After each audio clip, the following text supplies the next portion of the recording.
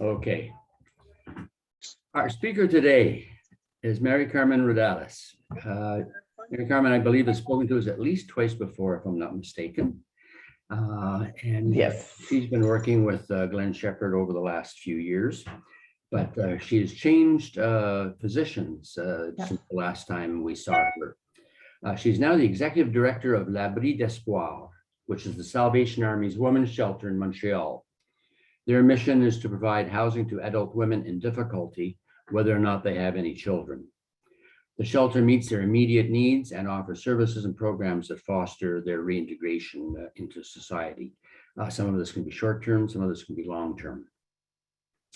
Maricarmen today is going to be speaking to us about dealing with conjugal violence, something that we see more and more of in the newspapers and on the nightly news. And I can't think of a topic that is more timely. So with that, Maricarmen, I'd like you to take over. It's all yours. Okay, well, thank you for having me. In fact, this is actually the third time I come to your club. I was going to ask, are you still doing all Zoom all the time? You're not back at the Victoria Hall yet? We're trying to make that decision between not knowing what's going to happen with COVID in September and the whole idea of arranging meals and having to, we know now that we must continue using Zoom. Okay. And we can't just have in person, it's going to have to be combined. So that's something that we're working on right at this point. So possibly by mid-September, we might be able to do it. Okay, no, because it was a lovely space and it was a lovely meal. Yeah. So I came before when I was working with Health Partners. So it was delivering medicines internationally to people in need. Then I moved on to work for the Salvation Army at the Booth Center, which is a men's shelter in Montreal. And now I'm at L'Abri d'Espoir, which is the women's shelter, which is actually a fairly large center for women in Montreal. So I'm going to try to put I'm not very good at this, I have to say, to share my screen. No, share the, Yeah, how do I share my? Down at the bottom, you'll see share screen. So just that? Yeah, hit on that. Okay. Okay, And so you'll have to point out which screen you want. There you go. So is that it? Yeah. So if I start, oops. There you go. There's L'Abri d'Espoir. So essentially, this is L'Abri d'Espoir is the Salvation Army only women's shelter in Montreal. There used to be one also in Quebec City, but now it's just the one in Montreal. And it's located not far from the Booth Center, also in the area of the Sud-West, not far from the Atwater Market. It is a confidential address because we do have a lot of women who are here in a situation of vulnerability, conjugal violence, where they do not want to have anybody know that they're staying here. As Jim well said, our mission is to provide housing to adult women. So we don't have teenagers, we have just adult women in difficulty, but we do allow them to have children, which is not as frequent. There's not a lot of centers in Montreal that will take a woman with her children. So we do take children, and we try to meet really their immediate needs. They come in a crisis situation. We try to address that crisis situation that brought them to our doors. But we also try to offer other services in case they want to take more time to really get their things in order and go back to some stability, especially housing, because clearly they came here because they had no place to stay. But other things that would allow them to get back into the workforce, reconnect with some family members, whatever it is that they need to do to reintegrate society as they define that. So we have 50 beds. It's like I said, it's quite a large number, and 10 rooms and 10 beds for children. So then we have 3 programs, and they're divided by the 3 floors that we have. So the short term is really the emergency. That's really the shelter piece of it. It's 15 rooms, but they're shared rooms. And so they can stay anywhere from 1 day to 90 days, up to 3 months. We can extend it for a little bit but it's usually 3 months. It's emergency. So there's not a lot of time for us to deal with more than just the basic things that they need. Some of them, for instance, lost their job, they need another job. Some of them need to get back on welfare and get their things in order. Some of them are in a refugee situation where they're just have to go to, address that issue and find the right paperwork to get their situation stabilized. So they could be very short term. And then it could be long-term. It could be that we have 13 rooms and these are single rooms because these people are really meant to have their own private space, to really have a plan to what it is that they need to get to where they need to go. Whether a lot of them here, for instance, are getting training. Some of them are going through getting back into the workforce, and it could take them more than one attempt to get back and get some stable employment. And there's a variety of issues why they might be here. Some of them are waiting for an HLM. They're on a waiting list to be somewhere else. So in the meantime, we try to just at least try to equip them to be better prepared to leave here. Because when they're here, they have all these services, but these services don't exist elsewhere. You're not going to have your meals and all these things. So they need to really get back to get organized to how to live on their own after. And then there's a family room, and the women that they come there, often they come for family violence situation, but it could be other reasons. And so they need stability. Their children are enrolled in the school that is not far from here immediately. So we try to seamlessly keep them, and there's daycares and there's services for moms and children not far away, so that we can really provide for them as quickly as we can to provide some stability for them, because it could be very unsettling for a mom with her young children to come in and have to stay in a place like this and how to explain it to their kids. So in the 2021, just to give you a portrait of what the Labri has done in 2022, bear in mind that it was COVID. So we did have about more than half of the number of people that came here, because the double rooms have to become single rooms. So we had 136 women and 22 children that were housed here. That's about 75% occupancy because of the pandemic. And the average stay is about 78 nights, so about two months and a half. And we gave about 33,964 meals. The services that so just so you understand what kind of things we offer here. So when they're here, they get housed, they get 3 meals a day and 3 coffee breaks, with like collation, as they call here in Quebec. And that's offered by 22 full-time employees. They have access to common areas with TVs and things like that. They have a washer dryer area, computers, Wi-Fi, a clothing depot where some people come with very little clothing, or what they have is not adequate for the winter or whatever the season that we're in. Activities, we really put a lot of effort into our activities, because some of them really need to build a community again. They're very isolated. So having activities encourages them to interact with others, build relationships and friendships, and also building life skills, talking to them about rental boards and how that works, to prepare them to what's next. We have clearly a whole team, like I said, of caseworkers that provide assessments. What are your real needs? How do we address them? Blah, blah, blah, we guide them. Spiritual care is something that's very unique to the Salvation Army. For those who know the Salvation Army, not very many centers would have a chaplain, but we do. And so that we integrate that person into the casework, so that we are supporting them in spirituality. And spirituality, we try to explain, is not religious. It's really issues of the heart, issues of the soul that they might need to bring to bear, some things that they have that they need to talk about. And we're not psychologists. It's not a psychologist. It's just at least to listen and then refer the person to other professionals that might address some of the more deeper needs. And we have, which is very important, 24/7 security. I think for them, it's really important that they know that they are cared for, that there's someone to address a situation any time of the day, all the time. And something that's really important that we're building in the program that I'm going to discuss in a few minutes is the post-housing. We've always done a bit of post-housing support. So a lady leaves. If she chooses, she'll give us her number and we'll follow up. We'll see, how's it going? How's a new place? What problems are you having? And try to continue to offer that support to give some stability. So that's kind of what Labri does. And just to give you a sense of who comes to Labri, it's 30% of them are referred by another organization. 30% of them come on their own as well. So it's a shelter, hospital, police. They are referred to us, and we see if we have space, if they meet the criteria to be admitted. To be admitted here, you do have to have some level of autonomy. We cannot, if the person is not able to feed herself, dress herself, go up and down to go to the cafeteria for her meals, those are the type of things we can't really provide too much care.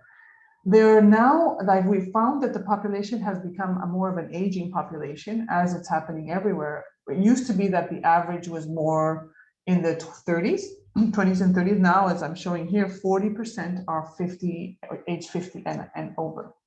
So that has an impact on some of the things we can do in terms of social reintegration. I think it's about 20% are 60 and over. So at that point, you're not really looking at necessarily getting them back into the workforce, but other ways for them to reintegrate and have a reintegrate into society. 30% of them, this is the other issue that's been very, we have to address it, is that they identify mental health as a primary health concern. So that's becoming a real challenge for us, because some of the mental health issues are pretty heavy. If it's anxiety, if it's some depression, if it's some things are, and if the person has their medication, is following them and has a treatment team that we can refer to, that's okay. It's when people come with more serious issues, maybe even some suicidal ideations, and that's like we need to have the support of external professionals that can help us help this woman, or we need to refer her somewhere else. But so far we handle it, so we're getting more and more people who have chronic mental health issues that make their reintegration maybe a more of a challenge as well. And in terms of how they fund themselves, most of them, 35% of them are on welfare. Some of them have employment insurance and other sources, some of them work. So it's a variety, but a great many, it's welfare. And interestingly, well, not interesting, I'm sure we're all aware that this happens, 30% of them have come here before. So it is, some of them do this, going to the different shelters and come back again, and they're not yet able to transition from that sheltering cycle into like permanent housing. But 23% of the people who live here do report that they're in stable housing. For us, stable housing is if they're in a place for more than a year. We don't track them much beyond that to know. 10% of them go back to live with family, friends, and 10% of them go to another shelter. And for some, we don't know. They won't tell us what's happening. We're unable to know where they went to. But that's kind of a situation. And I guess I should have mentioned, I didn't. About 20%, 20 to 25% of the women that come to L'Abri in any given year come because of conjugal violence. I forgot to put that very key statistic, but that's it. It's not the majority. Like you see, we do receive women in many situations of difficulty, and about a quarter of them, a fifth or a quarter, are because of they're fleeing a situation of violence. I don't know, should I stop to see if there's any questions, or should I just wait till the end? I would keep going, Maricarmen, and we'll save the questions for the end.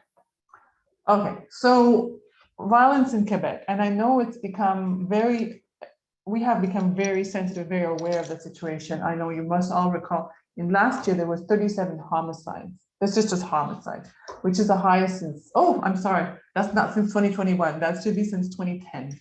I'm sorry about that, but it's been 10, 12 years since we've had that high number of homicides in Quebec. This is just general, not just women. And I don't know if you recall, but at the beginning of 2021, it hit the news because it was 7 women were killed by their partner in about 7 weeks. It was very distressing. It was on the news for some time, and I think everybody was just feeling like, what is going on? There was also 2 teenagers that were murdered in Montreal last year. I don't know if you remember. That was also highly prominent in the news. One in the West Side, and then one I forget where other place. And it was like, how 2 teenagers? How is that possible that they are also being victims of violence? And so in 2022, I'm sorry. This is also, I'm sorry, I've been like really, my dates are off a bit. There's been 26 women that were killed in Quebec. That was in 2021. And most of them were victims of conjugal violence. So the response has been swift. I mean, the government of Quebec, to their credit, took those situation, especially the women about women, and addressed it by immediately providing funding for all the centers, the women's shelters in Quebec, really generously providing any support that was needed.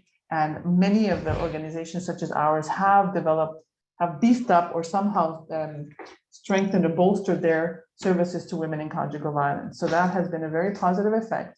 And in that same process of us, of L'Abri deciding how to use these funds most appropriately, the Salvation Army also became seized with this issue and thinking, you know what, we, the Salvation Army, because of its structure and the fact that it has multiple services in Quebec, could potentially have a role to play to respond to the situation of conjugal violence in a multifaceted way. And so that's the program that we have developed, which I'm finally presenting to you today. So really, it's three things. A piece of it has to do with really increasing the capacity of L'Abri d'Espoir to properly respond to the needs of women who come in situations of conjugal violence. I mentioned that our address is confidential, but it isn't really, because with the internet, as soon as our address is somewhere out there that says the actual address, it's you can find it. So we have to do some work to that's just an example of how we have to upgrade ourselves. But in general, we have to make sure that all the staff that come here, they come with a variety of training that provide the psychosocial intervention. We need to make sure that they really understand what it is to live in a conjugal violence situation. So we need to make sure that they're all trained and coached. That's why we hired now a coordinator that is responsible for this whole program. And she has a lot of experience in conjugal violence. So she's providing a training program. She's going to make sure that all staff are up to date with the proper approaches, the proper responses. Along with this, we have some policies that maybe are not really adapted to the needs of women in conjugal violence. For instance, our admissions process could be, like if somebody is coming in a situation where they're in fear. We've had cases where we come in and all they want to do is hide in their room for a few days because they're terrified. So normally we would say, no, you have to do this, this, and that. So we have to be more flexible and be responsive to the situation of this type of vulnerability, which would call for us to let the person just adjust for a few days and not bother her, bring foods to her room if she needs to, as she adjusts, and then we slowly, gently address the situation. So there's a lot of that has to happen in terms of how we handle this particular challenge for these women. And also I think that we have to do more intentional post-departure support, because it's there where the woman needs to be in a safe place, that if anything goes wrong, if she feels unsafe, that she can either come back or we have the right supports for her to have left L'Abri and be okay. So we have to sort of tie it at the back end as well. And so that's something that's not currently done. So that's what we're working on. That's part of what we're doing here at L'Abri on conjugal violence. But this is where the Army comes in. The Army in Quebec and across Canada has something that's called Community and Family Services. These are offices, and here in Montreal we have 3. There's more across Quebec, but there's 3 in Montreal.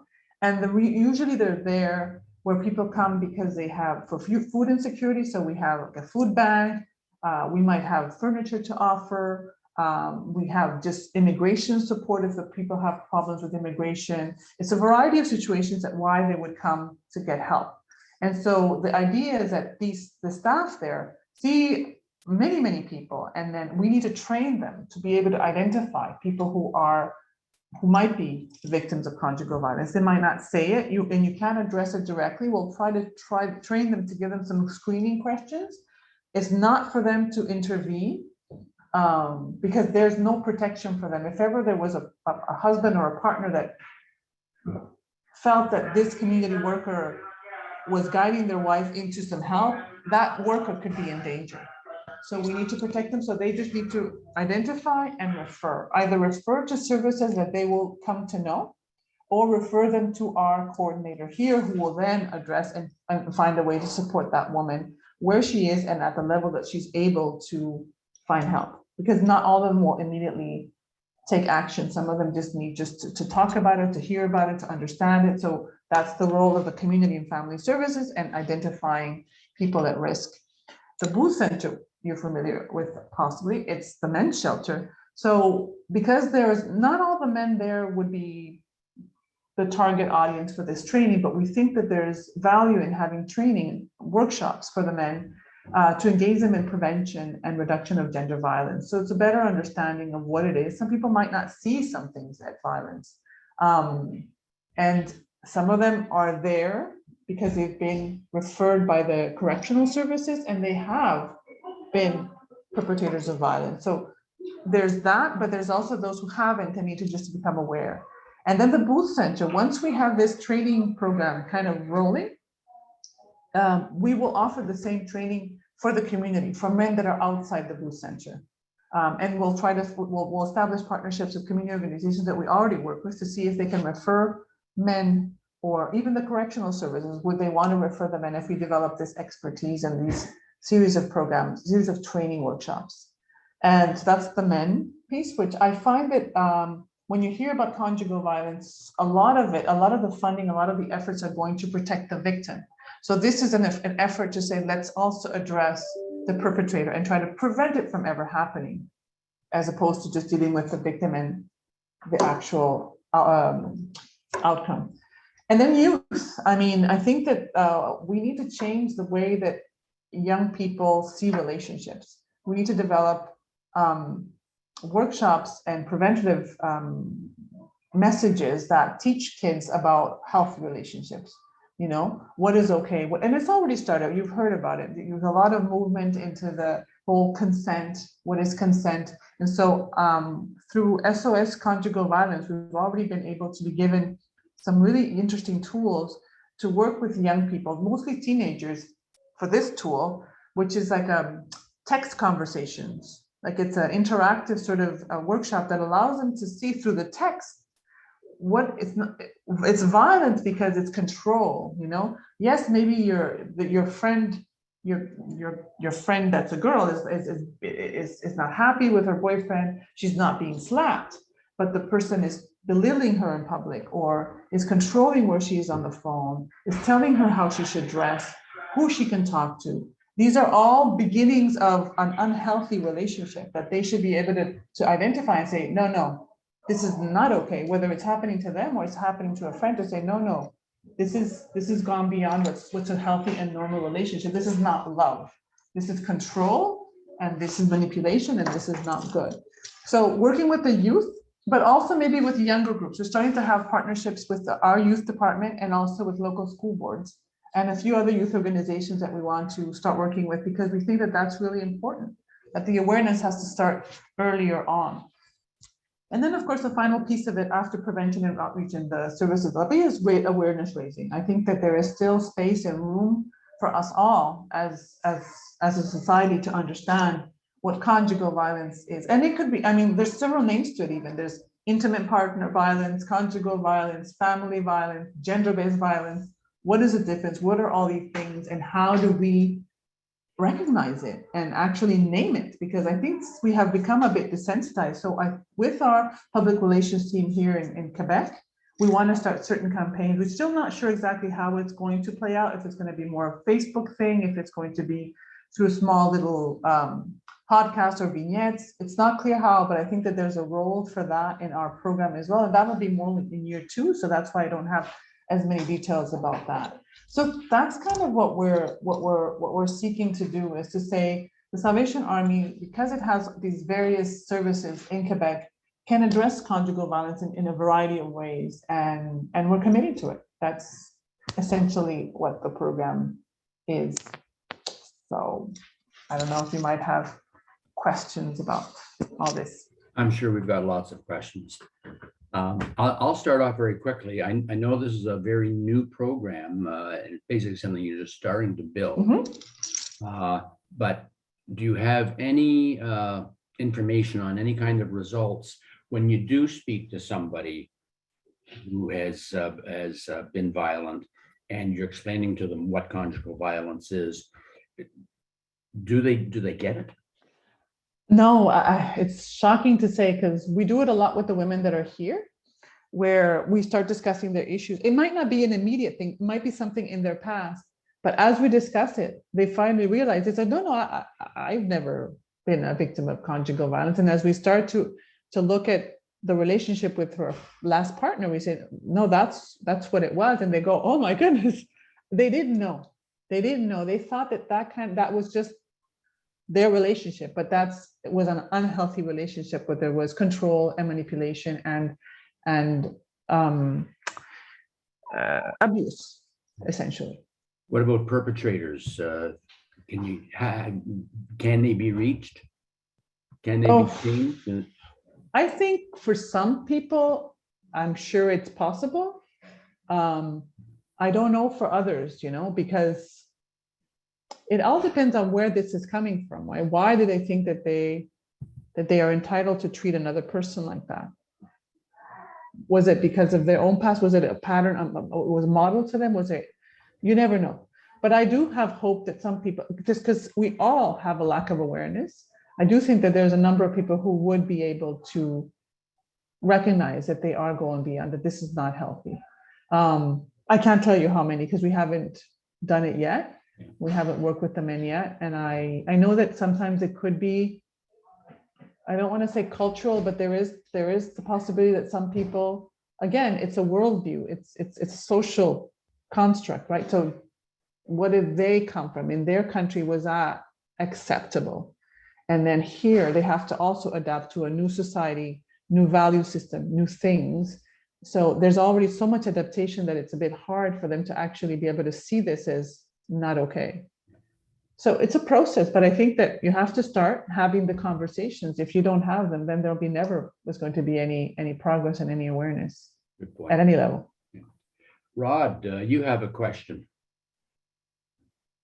How is Library funded? It's a very extensive program. If you've got 24 permanent employees and all those meals, is it through the General Salvation Army or do you? No, actually Library, and it's again to the credit of the government of Quebec, women's issues, women's needs have a priority. So we're funded by the government of Quebec, the Ministry of Health, and almost about 80%, 75 to 80%, which is not the case at the Booth Center.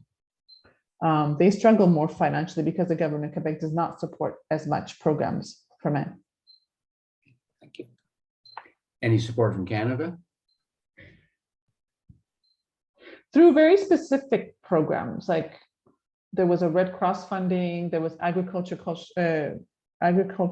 Canada funding, but that was, to my knowledge, mostly because of COVID, recently because of COVID. Okay. How many, you've got, I believe it's 30 rooms at L'Abri d'Espoir, more or less? 50, sorry. No, wait, no, because, hold on. Beds. 50 beds and 35 rooms. And are they always full? They used to be, but COVID has done a number on all of us. And so all last year we had to make the double room single. And so we had less people coming. And right now, we're not full. Right now, we're about, again, 75%. So that might be a good thing, or it might be hidden. Yeah, and also I think we have to get the word out. We have quite a few spaces in the long term, which is actually a really interesting program because 2 years is a good period of time for somebody to say, I don't have to worry about housing. I'm going to be secure. I can focus on other things without being afraid of where I'm sleeping, right? And so even if it's not an apartment per se, 2 years is a good amount of time for somebody who needs to get back on their feet and Stabilize. Mhm. Susan. My question, Maricarmen, is on the women who come back 2 or 3 times. In those women, are there any that had experienced conjugal violence that go back to their partners when perhaps the home situation hasn't been resolved? Sadly, I can't really, I wouldn't be able to answer the question. I've only been here 6 months. I don't know. I do know that this is what I'm saying, we need to upgrade our approaches. There have been at least one case that I know of a woman that we just weren't able to provide for what she needed, and she ended up going back to her partner, and it was very devastating to the team. We weren't on the same page as to how to handle her needs. And she went back to him. And it was just like, oh my goodness, we don't know what happened to her. Are you able to say what those needs were that couldn't be met? It's part of what I was mentioning. For sure, as a shelter, in every place you have rules. You have, this is how you're supposed to do this. This is supposed to be. You're allowed to do this. You're not allowed to do this. Well, she was breaking rules, and so some of the staff were like, "No, it's a rule, a rule," and others were like, "No, come on, give her a chance, give her a break. Let's find another way to talk to her. Let's just give her some more space."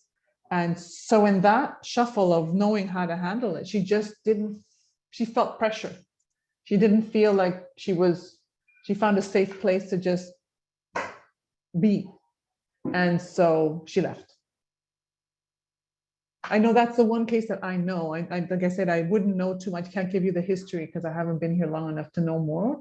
So it's really critical that we see that vulnerability in a different way and just say, okay, wait a second.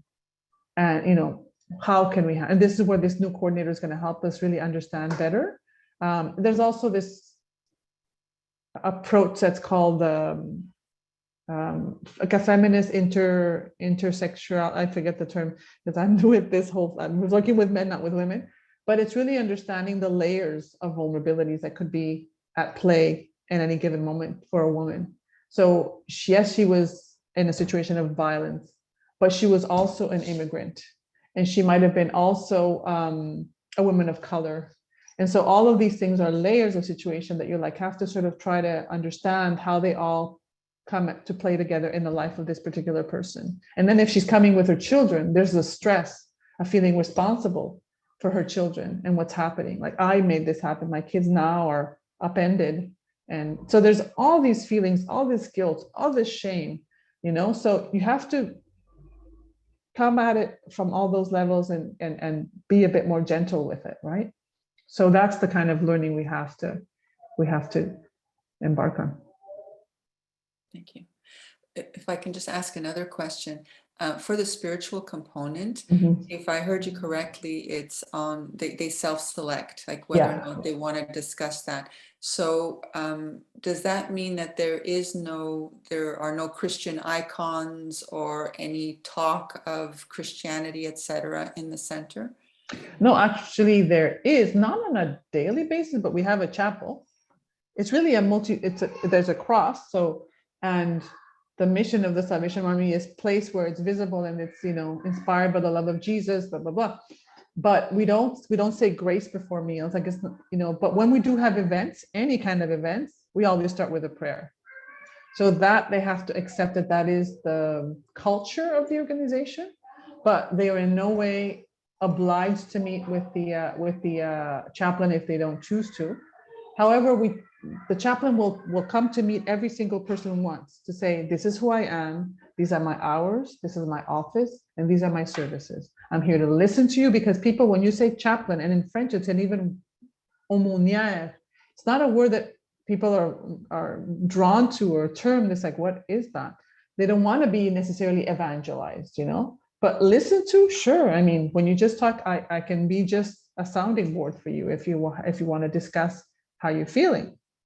Then it becomes a different conversation. Most of them do take advantage of it, and they will talk. It's confidential, and it allows a person, and then you can reconnect them to their own original faith, whether that's Christian, Jewish, Muslim. We have quite a few Muslims right now, so it doesn't have to be necessarily that we support them in the Christian path. Although if there's an opening, we'll take it and we'll encourage that, because that's what we believe in and that's what we support. But it's a bit gentle in that way. Is the chaplain male or female? Female. There's only one man who works here. Okay. Thank you. I have, last question for me anyway, unless somebody else has something else afterwards. But you say that you're kind of in a building phase here, learning how to do this, getting together with the government and creating a program. Are there any other shelters like yours, or are there other shelters that you are dealing with on a regular basis to make this expand? That's a very good question. In fact, there are a number of shelters in Montreal that are specific for conjugal violence. They will only take conjugal violence. So we're in a hybrid situation where we're saying we will receive conjugal violence, but we receive others as well. So yes, often it could be that we will refer the person to a place that has specific services for conjugal violence and even housing, because we don't offer long-term housing. We offer only transitional housing. But if they have full-time housing down the road, we will quickly put them in touch with those services because that will be better for that woman. And so, yes, we are working with these organizations. And it's not like our staff didn't know anything about conjugal violence. It's part of their basic training because it's one of the issues that women will be faced with, right? In difficult situations. But it's really to adapt our services more and develop a greater sensitivity and more things in our toolkit to know how to provide for these women. We've also joined a couple of La Table de Violence Conjugale that the Ministry of Health, the CEOs, has created. So that's also going to put us in touch with the police. You know, now the police has a unit that's specially for conjugal violence. So we'll be able to develop partnerships with them. There's a lot that needs to be built in terms of collaborating with the right specialized services. So yeah, that's a good question. We do have to do a lot of that too. Anybody else? Last chance. A question. I beg your pardon? I have a question. Go ahead. Who, ma'am? Do you know, did you find out what is the cause of these violence? What are the causes in common? I mean, The causes in common. I think. is there a common base between all of these, violences? Why it originate in the first place? In the conjugal field, I think most of it has to do with a perception of yourself in that relationship, like feeling that you need to be in charge, that you're the boss, you're the person. So then the other person has to submit to you, and that submission can take various forms. It can go as to like, I will not give you money. I control the money. I give you this amount of money. So it's about who's in charge, So it's that relationship. And in our society, we're trying to have a study with it's a little bit more egalitarian, where no one's in charge. We're both in charge. We have equal status, equal rights, equal value.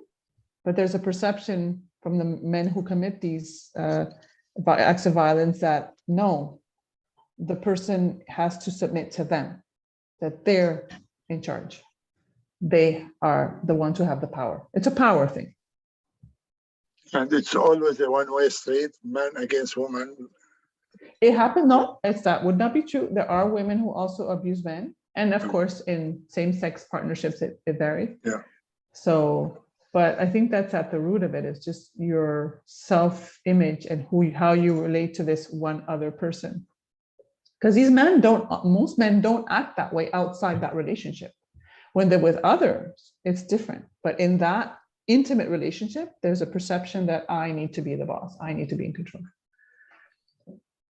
Yeah, I wanted to just kind of plug in a couple of things if ever, just because we do have certain needs.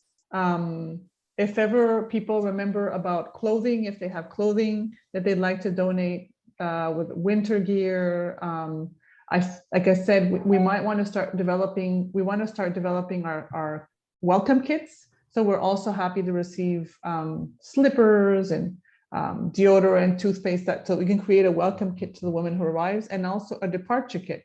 Use pots and pans and plates and all these kind of things. We're going to start collecting more of that. Maybe I'll reach out to you more specifically about that and say, this is a list of things. If ever you want to do like a little campaign to sort of collect them in your community or amongst the people that you know, and I will go pick it up where you are so that you don't have to come in and here.